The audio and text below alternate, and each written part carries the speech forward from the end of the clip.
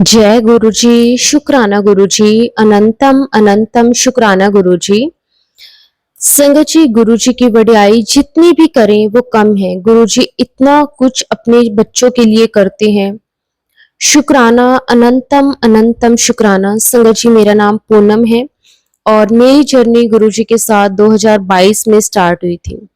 संगत जी, उस टाइम पे मेरी लाइफ में बहुत सी प्रॉब्लम्स थी। वो कहते हैं ना कि गुरुजी हमारा हाथ उसी वक्त थामते हैं संगत जी, जब हमारी लाइफ में कोई ना कोई परेशानी चल रही होती है या फिर कोई परेशानी आने वाली होती है। संगत जी, 2022 में मुझे स्किन एलर्जी थी, जिसके कारण संगत जी मैं अपने बच्चों को भी टच नहीं कर सकती थी। वो एलर्जी इतनी ज्यादा थी ना संगत जी, मैं ना ही ढंग से खाना खा सकती थी। खाने में मुझे बिल्कुल फीका खाना खाना पड़ता था। दूध से बनी कोई भी चीज मैं नहीं खा सकती थी। कोई हैवी कपड़े नहीं पहन सकती थी। बिल्कुल कॉटन के नॉर्मल लूज कपड़े ही पहनने पड़ते थे। बहुत ज्यादा प्रॉब्लम्स थी। मैं किसी को भी टच नहीं करती थी।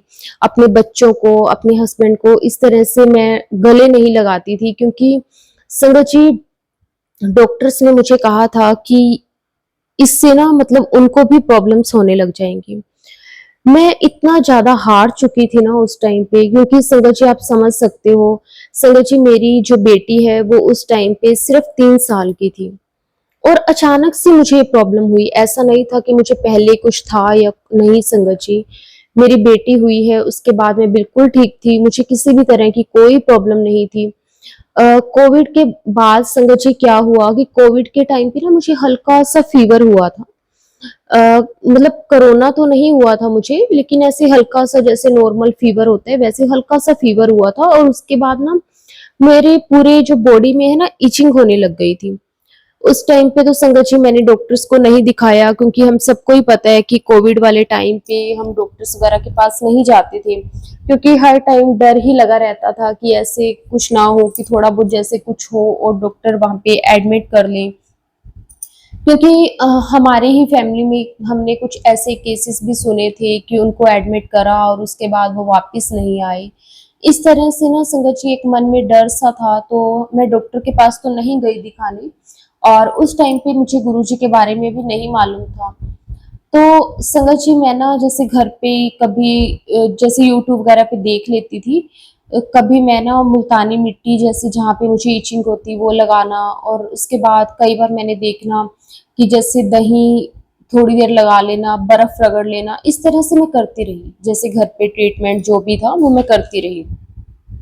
मुझे नहीं पता था कि ना ये प्रॉब्लम इतनी बड़ी मेरी लाइफ में हो जाएगी कि ना इसके कारण संगत जी मैं परेशान हो जाऊंगी। मुझे नहीं मालूम था। हम कभी भी ना जैसे हमें कुछ भी होता है संगत जी, तो हम ना एकदम से ऐसे नहीं सोचते कि हमारे साथ ये प्रॉब्लम इतनी बड़ी हो सकती है या फिर हमारी लाइफ में कल को इसके कारण परेशानी खड़ी हो सकती है। मैंने भी ये सब चीजें नहीं सोची संगत जी, और टाइम निकलता गया, प्रॉब्लम्स बढ़ती गई। और 2022 की बात है संगत जी कि ना मेरी वो प्रॉब्लम इतनी ज्यादा बढ़ गई कि मैंने डॉक्टर्स को दिखाया। तो डॉक्टर्स ने जैसे मेरे टेस्ट वगैरह करे और उसमें आया कि ना मुझे स्किन में ना मतलब बहुत ही ज्यादा एलर्जी हो गई है, जिसके कारण मुझे डॉक्टर्स ने साफ साफ मना कर दिया था कि आप ना मतलब ऐसे किसी को टच वगैरह मत करना।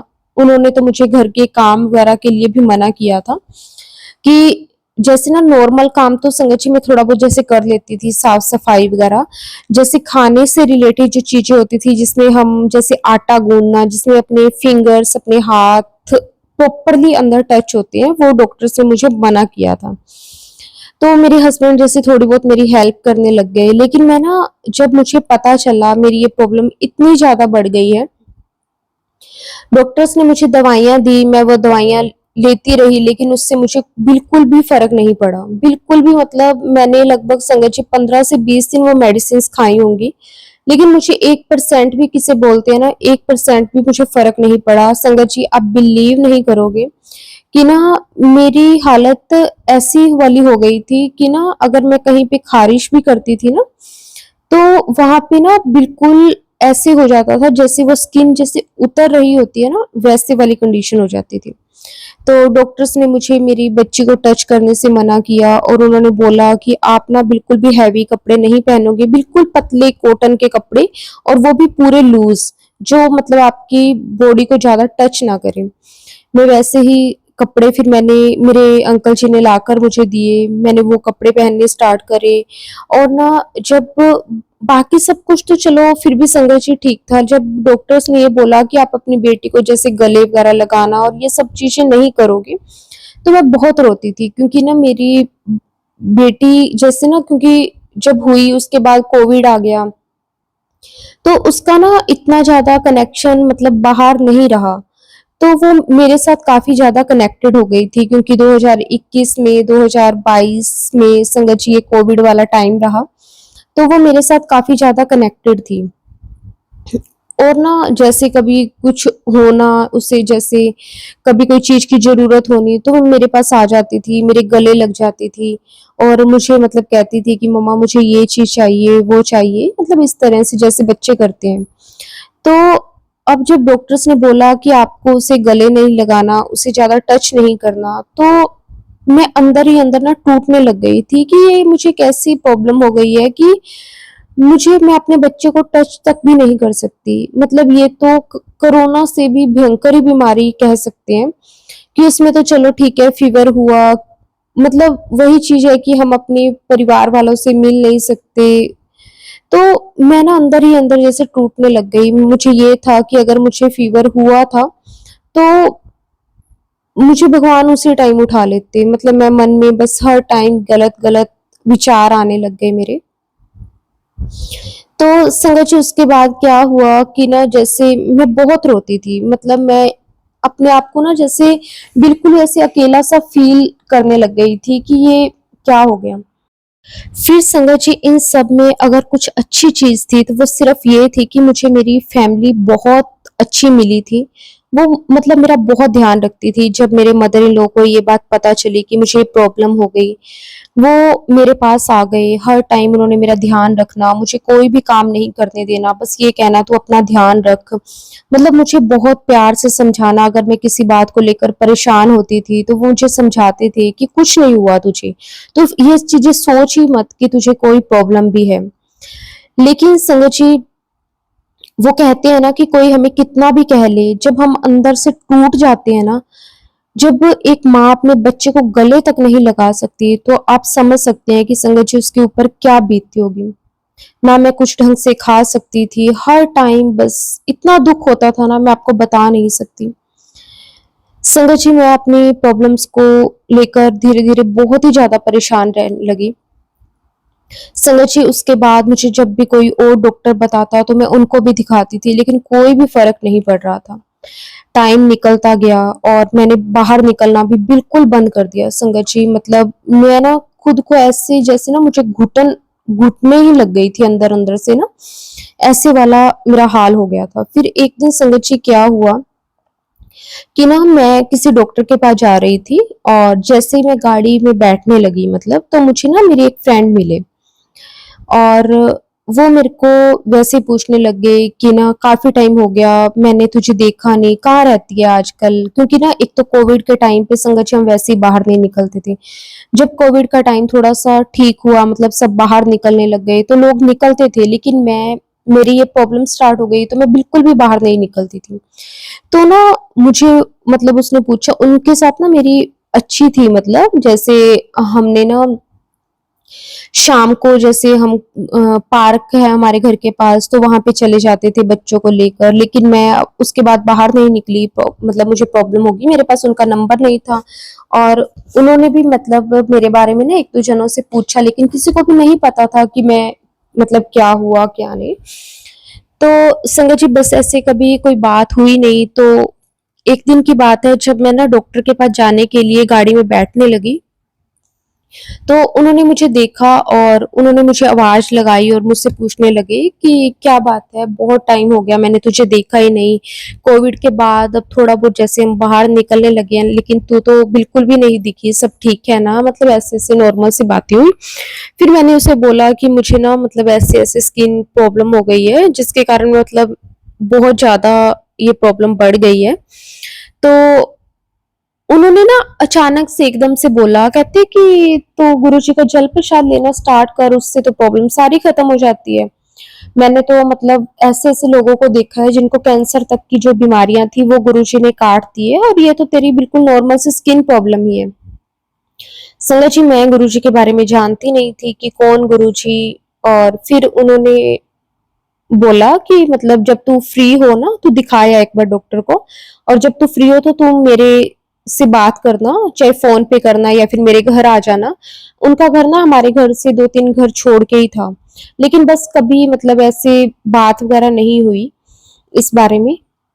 तो संगत जी, अब ना जब उन्होंने बस मुझे इतनी बात बोली ना कि गुरुजी के जल प्रसाद से तो कैंसर तक के पेशेंट ठीक हो गए हैं, और ये तो स्किन प्रॉब्लम ही है। तो फिर मेरे मन में ना जैसे पूरे रास्ते बस यही बात चलती रही, पता नहीं मतलब ऐसे कौन सा जल प्रसाद है जिससे लोग ठीक हो जाते हैं। होता ही है संगत जी, जब हम किसी प्रॉब्लम में होते हैं और हमें कोई कुछ बोल दे तो हम सोचने तो लग ही जाते हैं एक बार के लिए। तो मैं भी पूरे रास्ते सोचती रही, उसके बाद डॉक्टर के पास गई, डॉक्टर्स ने मेरे को देखा, मुझे मेडिसिन वगैरह दी, वही डॉक्टर्स का तो सेम कि अभी तक कुछ भी फर्क नहीं है। मैं घर आई, घर आने के बाद मैंने 1-2 घंटे रेस्ट करा, और शाम के टाइम की बात है, मैंने ना अपने मदर इन लॉ को बताया, मैंने कहा कि ऐसे-ऐसे। उनके जो सास है ना, वो भी मेरे मदर इन लॉ को बहुत अच्छे से जानते हैं, क्योंकि पहले मेरे मदर इन लॉ हमारे पास ही रहते थे, लेकिन मेरे एक देवर है, उनका ना बेटा हुआ था, तो उसके बाद मेरे मदर इन लॉ उनके पास चले गए। तो मेरे मदर इन लॉ उनको भी जानते थे, उनके मदर इन लॉ को भी। तो फिर वो कहने लगे कि चल मैं पूछ लेती हूँ उनसे। मैंने उनको बोला, मैंने कहा कि मम्मा मैं तो देखो उनके घर नहीं जाऊंगी, ऐसी कंडीशन है मेरी। तो आप या तो उसको बोलो कि वो हमारे घर आ जाए, या फिर उनका नंबर मुझे ले देना, या फिर आप ही पूछाना। तो मेरे मदर इन लॉ ना, जैसे शाम का टाइम था संगत जी, 4 बजे का। तो मेरे मदर इन लॉ चाय वगैरह पी के शाम की, और उसके बाद ना उनके घर गए। तो वो भी गुरुजी को मानते थे, उनके जो मदर इन लॉ है वो भी गुरुजी को मानते थे। तो उन्होंने बताया कि हाँ, ऐसे-ऐसे गुरुजी के जल प्रसाद और चंदन तिलक से ना बहुत सी बीमारियां गुरुजी ने ठीक की हैं। फिर उन्होंने बताया कि ऐसे-ऐसे यूट्यूब पे, इंस्टाग्राम पे गुरुजी के सत्संग भी आते हैं, आप वो सुनो, उससे भी आपको बहुत ही रिलैक्स मिलेगा। फिर उन्होंने ना थोड़ा-सा, उनके पास गुरुजी का जल प्रसाद पड़ा था, वो दिया। फिर उन्होंने बता दिया हमें कि इसे किस तरह से बढ़ा सकते हैं, और गुरुजी का एक छोटा-सा स्वरूप भी दिया मेरे मदर इन लॉ को। मेरे मदर इन लॉ साथ में उनका नंबर भी ले आए थे, और संगत जी उसके बाद उन्होंने आके मुझे सारी बात बताई कि वो ऐसे-ऐसे बोल रहे थे कि आप सत्संग सुना करो, और उससे भी आपको बहुत कुछ पता चलेगा गुरुजी के बारे में। और गुरुजी का ये जल प्रसाद है, उन्होंने बताया है कि इसको हम किस तरह से बढ़ा सकते हैं। तो डेली ये लेना स्टार्ट कर, बाकी तू उनसे एक बार अच्छे से बात भी कर लेना। तो संगत जी, मैंने भी उनसे बात करी, उन्होंने भी मुझे गुरुजी के बारे में सब कुछ बताया डिटेल में, कि आखिर गुरुजी कौन है, कहाँ पे उनका मंदिर है, सब कुछ उन्होंने बताया कि गुरुजी इस टाइम पे फिजिकल फॉर्म में नहीं है। फिर संगत जी, मतलब उन्होंने जैसे-जैसे मुझे बताया, मैंने वैसे-वैसे करना स्टार्ट कर दिया। साथ-साथ मैं अपनी मेडिसिन्स तो लेती थी। उन्होंने मुझे ये भी बोला कि आप ना जब भी अपनी मेडिसिन्स लो, तो गुरुजी का जो उन्होंने स्वरूप दिया है, आप उसे ना मंदिर में विराजमान कर लो, और आप ना गुरुजी से ब्लेस करवा के वो मेडिसिन्स फिर जल प्रसाद के साथ ही लिया करो। और जब आपको लगे कि आपके बॉडी में किसी भी जगह पे कोई इचिंग हो रही है, जैसे मुझे स्किन में प्रॉब्लम्स तो होती थी, तो संगत जी उन्होंने मुझे कहा कि आप ना उस जगह पे चंदन का लेप लगाओ। और संगत जी, मैं मुझे ना पूरी विधि वगैरह तो गुरुजी के नहीं पता थी कि गुरुजी को डेली चंदन तिलक हमें लगाना चाहिए, गुरुजी की जोत करनी चाहिए, ये सब चीजें तो मुझे नहीं पता थी। लेकिन हाँ, हमारे मंदिर में हम डेली जोत करते थे, तो वही जोत हम मतलब गुरुजी के आगे भी वही करते थे, हम एक्स्ट्रा मतलब 2 जोत नहीं करते थे। ऐसे ही करते रहे संगत जी, और धीरे-धीरे मैंने देखा कि मुझे ना थोड़ा-थोड़ा जैसे मेरी थोड़ा थोड़ा मुझे आराम आने लगा। संगत जी उसके बाद आप बिलीव नहीं करोगे, एकदम से तो मैं नहीं कहूंगी कि हाँ मुझे 1-2 दिन में ही फर्क आ गया। 1-2 महीने लगे, लेकिन मैं कंटिन्यू वैसे करती रही और मुझे बहुत ज्यादा अपनी बॉडी में ऐसे रिलैक्स सा मिलने लगा। पहले संगत जी मुझे ऐसे लगता था कि जैसे मेरी पूरी बॉडी को ना, जैसे मैं अपनी स्किन को उखाड़ दूं, इतनी मुझे इचिंग होती थी। लेकिन फिर धीरे धीरे मुझे वो चंदन तिलक के लेप से भी बहुत आराम आया। गुरु जी के जल प्रसाद से मुझे बहुत राहत मिलती थी। जब भी मुझे घबराहट होती थी तो मैं थोड़ा सा गुरु जी का जल प्रसाद ले लेती थी। उन्होंने मुझे बताया कि आप गुरु जी का मंत्र जाप किया करो। संगत जी मेरा ध्यान भी गुरु जी की तरफ ही लगने स्टार्ट हो गया। मैं गुरु जी के सत्संग सुनने लगी, क्योंकि मैं सारा दिन संगत जी घर का काम मैं करती नहीं थी, क्योंकि हर एक काम में आपको पता ही है कि हाथ लगते हैं।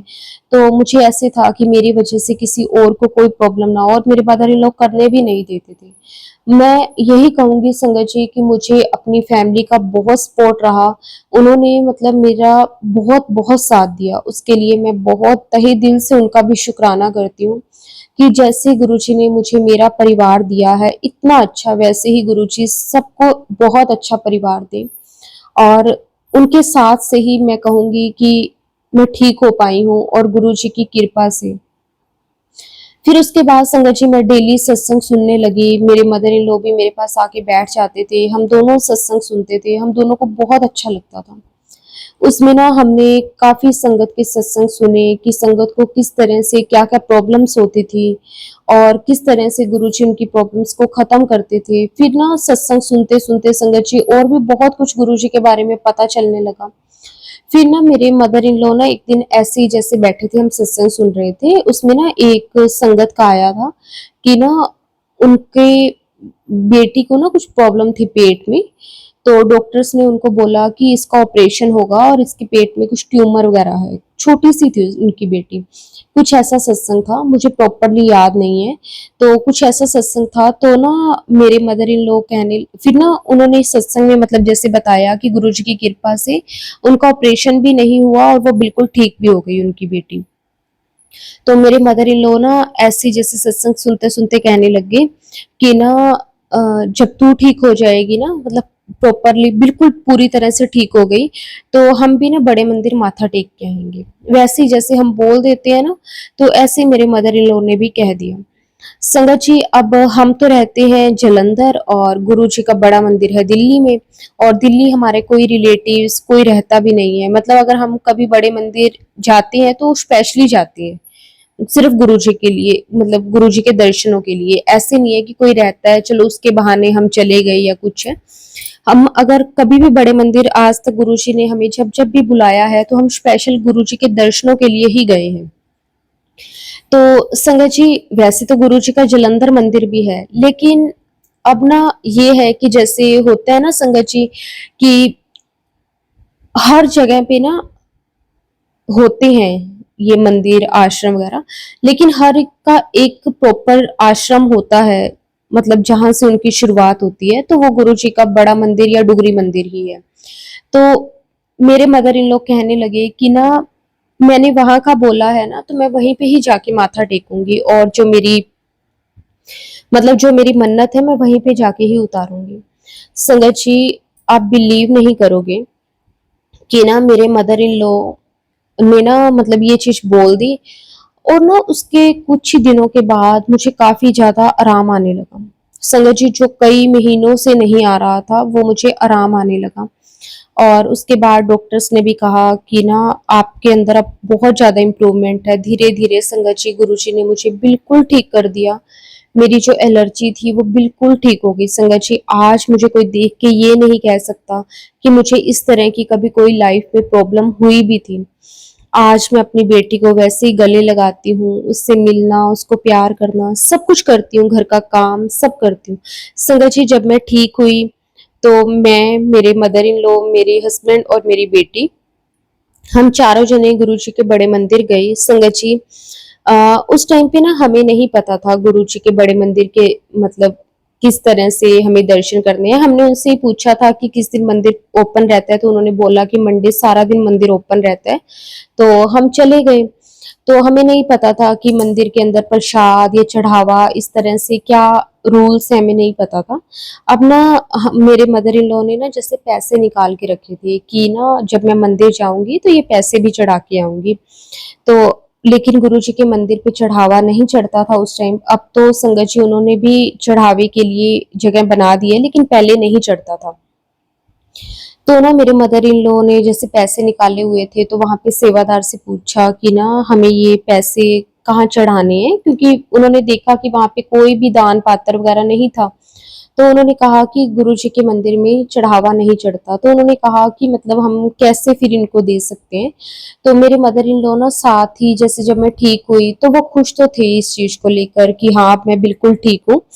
और संगत जी वो ना एक मिठाई का डिब्बा भी लेकर गए थे, जैसे हम मंदिर गुरुद्वारे में लेकर जाते हैं ना कि हम वहां पे चढ़ाने के बाद प्रसाद के रूप में सबको दे देते हैं। तो वो भी लेकर गए। अब वो भी हमें नहीं पता था कि लेकर जाते हैं या नहीं जाते। तो ना फिर वहां पे एक सेवादार थे, संगत जी जो चाय प्रसाद लंगर प्रसाद दे रहे थे ना, उनसे पूछा कि ना ये हम मिठाई का एक डिब्बा लेकर आए थे, तो ये हम कहाँ पे चढ़ा सकते हैं। तो उन्होंने पहले तो हमें मना कर दिया कि नहीं, यहाँ पे हम इस तरह से कोई भी चढ़ावा नहीं चढ़ता। तो ना फिर संगत जी लेकिन फिर मन में ये हुआ कि ना पैसे भी नहीं चढ़ा सकते, मिठाई लेकर आए हैं वो भी एज ए प्रसाद हम नहीं चढ़ा सकते। तो मेरे मदर इन लॉ का ना मन थोड़ा सा जैसे उदास हो गया। तो संगत जी अब गुरुजी तो जानते हैं अपनी संगत के, अपने बच्चों के भाव। तो इतने में संगत जी एक ना जैसे उन्होंने किसी और सेवादार से बात करी, पता नहीं मतलब मुझे नहीं मालूम इस चीज के बारे में। तो एक ना सेवादार अंकल आए, वो थोड़े ना एज्ड थे, मतलब काफी एज्ड थे वो। तो वो कहते कि हाँ जी आंटी जी। तो मेरे मदर इन लॉ ने बताया कि ऐसे ऐसे हम ना मतलब मिठाई भी लेकर आए थे और चढ़ावा भी हमने चढ़ाना था। तो उन्होंने कहा कि चढ़ावा तो यहाँ पे नहीं चढ़ता, लेकिन आप इतने प्यार से ये लेकर आए हो तो ये गुरुजी आपका कबूल करते हैं। तो अब पता नहीं संगत जी मतलब कैसे क्या था, वो गुरुजी ही थे और वो सेवादार वो ले गए। और उन्होंने संगत जी वो लेकर चले गए और थोड़ी देर के बाद ना फिर से वो आए अंकल। उन्होंने ना थोड़ा थोड़ा उसमें ना लड्डू का प्रसाद था, तो थोड़ा थोड़ा मुझे मतलब पूरा लड्डू नहीं दिया, थोड़ा सा मुझे दिया और थोड़ा सा मेरी मदर इन लॉ को दिया और थोड़ा सा मेरे अंकल जी को दिया और मेरी जो बेटी थी उसको पूरा लड्डू दिया। हमें थोड़ा थोड़ा दिया प्रसाद के रूप में, आधा आधा लगा सकते हैं आप। और जो मेरी बेटी थी उसको पूरा दिया। उसके बाद ना वो चले गए मतलब उस प्रसाद को, उसके बाद उन्होंने संगत में बांटा, क्या हुआ पता नहीं हमें। और उसके बाद संगत जी देखो क्या हुआ कि ना मेरी जो बेटी है ना उसको लड्डू बहुत पसंद है। वो जैसे मिठाइयाँ होती है ना तो संगत जी उसमें ना सिर्फ वो लड्डू खा के ज्यादा खुश होती है, बाकी वो ज्यादा नहीं खाती है। या फिर उसको गुलाब जामुन दे दो, मतलब अगर रस वाली अगर कोई चीज हो तो वो गुलाब जामुन खा लेती है, अगर ड्राई अगर खाना हो तो वो लड्डू खाती है। अब संगत जी देखो गुरुजी को पता था कि बच्ची को लड्डू पसंद है, तो गुरुजी ने उसको पूरा दिया, हमें थोड़ा थोड़ा मिला। गुरुजी संगत जी सब जानते हैं हमारे भाव, हम किस नीयत से आए हैं, सब कुछ गुरुजी जानते हैं। शुक्राना गुरुजी, आपका अनंतम अनंतम शुक्राना। संगत जी इस तरह से मतलब हम पहली बार गुरुजी के उस टाइम दरबार में गए। अब जब कभी भी ना थोड़ा सा मन कई बार हो जाता है, उदास हो जाता है या फिर किसी बात को लेकर कोई परेशानी हो जाती है, तो जलंधर मंदिर है जो वहां पे जाते हैं। गुरुजी की सिस्टर से अभी लास्ट ईयर संगत जी 2024 में मैं मिली थी फर्स्ट टाइम। और मुझे पहले नहीं पता था, मैंने उन्हें कई बार देखा था लेकिन मुझे नहीं पता था कि कृष्णा आंटी ये गुरुजी की सिस्टर है, मुझे नहीं मालूम था। मैंने उन्हें मंदिर में देखा है, कई बार देखा है, लेकिन पता नहीं था। तो उसके बाद ना एक दिन की बात है, शायद पिछली 2024 गुरुजी के समाधि दिवस या गुरुजी के बर्थडे वाले टाइम की बात है। तो उस टाइम पे ना उनकी जैसे गुरुजी के साथ फोटोज देखी थी मैंने। तो उस टाइम पे मुझे पता चला कि ये गुरुजी की सिस्टर हैं। मैंने उन्हें देखा तो था लेकिन मुझे पता नहीं था। तो इस बार संगत जी 2024 लास्ट में शायद दीपावली के बाद की बात है कुछ, मुझे एग्जैक्ट टाइम तो नहीं ध्यान, और उस टाइम पे ना मैं उनके साथ मिली और मैंने फिर उनसे पूछा भी, मैंने कहा कि आप गुरुजी की सिस्टर हो?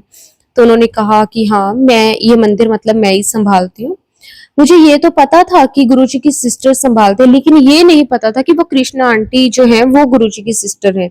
मैंने उन्हें देखा था लेकिन पता नहीं था, क्योंकि मैंने उन्हें मतलब कभी फेसबुक वगैरह, इंस्टा, यूट्यूब पे उनको कभी देखा नहीं था।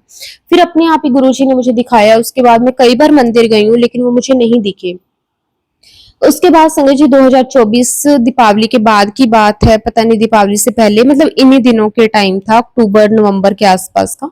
तो वो मुझे मिले, फिर उनके साथ 2 मिनट 3 मिनट बात भी हुई, बहुत अच्छा लगा उनसे मिलकर भी। शुक्राना गुरुजी, अनंतम शुक्राना, कोटि कोटि शुक्राना। फिर एक दिन ना मुझे संगत जी क्या हुआ कि ना 2025 में ना मैं गुरुजी के मंदिर गई, जलंधर मंदिर। तो वहां पे उन्होंने अपना एक सत्संग भी शेयर किया था। वो उन्होंने गुरुजी के बचपन के बारे में बताया कि जब गुरुजी छोटे थे तो कैसे करते थे, क्या करते थे, वो सब चीजें उन्होंने शेयर की। बहुत अच्छा लगा संगत जी।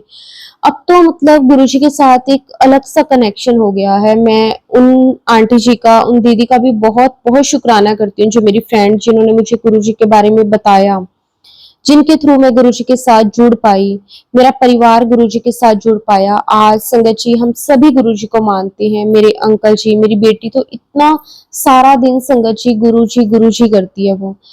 मतलब जैसे कभी कुछ खाना तो ना पहले, सबसे पहले गुरुजी के स्वरूप के पास जाकर गुरुजी को खिलाएगी कि गुरुजी आप खा लो ये। इतना अच्छा लगता है उसका प्यार देखकर भी। गुरुजी उससे भी बहुत ब्लेस करते हैं। शुक्राना गुरुजी आपका, अनंतम शुक्राना, अनंतम शुक्राना। संगत जी अब उसका बर्थडे आने वाला है जून में, और गुरुजी मुझे बार बार मैसेज दे रहे हैं कि जून का महीना तेरे लिए बहुत खुशियां लेके आएगा। तो शुक्राना गुरुजी आपका, बहुत बहुत शुक्राना। बस गुरुजी आपकी कृपा है जहाँ, वहाँ हर दिन ही खुशियों वाला है। प्रॉब्लम्स आती हैं लेकिन आप बहुत हिम्मत देते हो, बहुत सब्र देते हो, और वो प्रॉब्लम्स कब खत्म हो जाती हैं पता भी नहीं चलता। बस गुरुजी ऐसे ही हमेशा हमारा हाथ थामे रखना। अगर हम कभी भी किसी गलत रास्ते पे चलें तो गुरुजी हमारा हाथ पकड़ के हमें पीछे खींच लेना। आप तो सब जानते हो हमारा अच्छा बुरा, सही गलत। शुक्राना शुक्राना, अनंतम अनंतम शुक्राना गुरुजी, कोटि कोटि शुक्राना। चलो जी, अब मैं अपने सत्संग को, अपनी वाणी को यहीं पे विराम देती हूँ। अगर सत्संग के दौरान कुछ भी गलत बोल दिया हो तो प्लीज संगत जी मुझे माफ कर देना। गुरुजी आप भी मुझे माफ कर देना। ओम नमः शिवाय, शिव जी सदा सहाय। ओम नमः शिवाय, गुरु जी सदा सहाय। जय गुरु जी, शुक्राना गुरु जी, अनंतम अनंतम शुक्राना गुरु जी।